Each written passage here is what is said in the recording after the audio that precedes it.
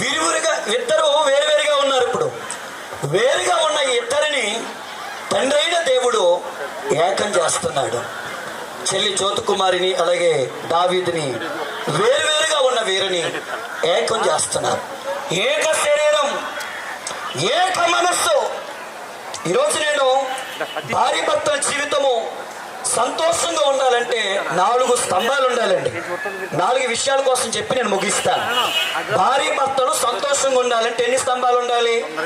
ఏమా వింటున్నారా? 4 స్తంభాలు. ఇప్పుడు ఈ పందిరి వేయటానికి 4 మూల 4 చెప్పండి పునాదులు నిలబడాలి. అలాగే భార్య భర్తలు సంతోషంగా ఉండాలంటే, వారు సమాధానంగా ఉండాలంటే వారికి 4 స్తంభాలు అవసరం. 1 ప్రేమ, 2 క్షమాపణ, 3 సంభాషణ, 4 ప్రార్థన. చెప్పండి అమ్మా. 1 ఏంటండి? ప్రేమ. 2 ఏంటండి? క్షమాపణ. 3 ఏంటండి? సంభాషణ. 4 ఏంటండి? ప్రార్థన.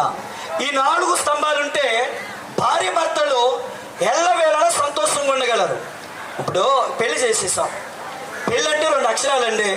సంతోషంగా చేసేసారు. అబ్బాబ్బాయ్య అంత అడవిడిగా చేసేసాం. ఈ సంతోషము చేసుకున్నటువంటి వీరిద్దరిలో అధికంగా ఉండాలి. అప్పుడే వివాహము అన్ని విషయములలో ఘనమైనది గాను పాన్పు నిష్కలంకమైనది గాను ఉండవలనే వాక్యం వారి జీవితంలోనే కాదు మనందరి జీవితంలో నెరవేరుతుంది. ఒక ఆవిడ పెళ్లి చేస్తుందంట. మా కొడుకు కట్నం కావాలి. ఎంత? 20 లక్షలు తెచ్చుకుంది. ఎన్ని కాసులు బంగారం? 20 తులాల బంగారం తెచ్చుకుంది. ఎర్రగా ఉంది అమ్మాయి. ఎలా ఉందండి? ఎర్రగా ఉంది. కట్నం బంగారం ఎరుపో ఏది లోట్లేదు. అబ్బో పెళ్ళికి వచ్చిన వాళ్ళు అమ్మో డమ్మో డమ్మో డమ్మో చేశారు. పెళ్ళైన 4 రోజులు బాగానే సంతోషంగా ఉన్నారు. 2వ నెలకు వచ్చేసరికి ఏమే కొంచెం భోజనం పెట్టే అంటే ఆవిడేమంటుంది తెలుసా? నువ్వు వండుకుని తిను. 20 లక్షలు ఎందుకు తెచ్చాను అనుకున్నా?